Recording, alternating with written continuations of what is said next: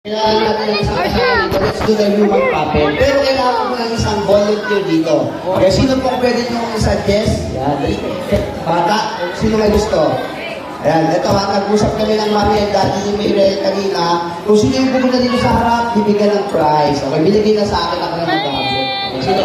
Kailangan natin siguro is nakasandal. Sino nakasandal dito? Ayan. Naka-dress ng roses. At naka-black. Anong pangalan?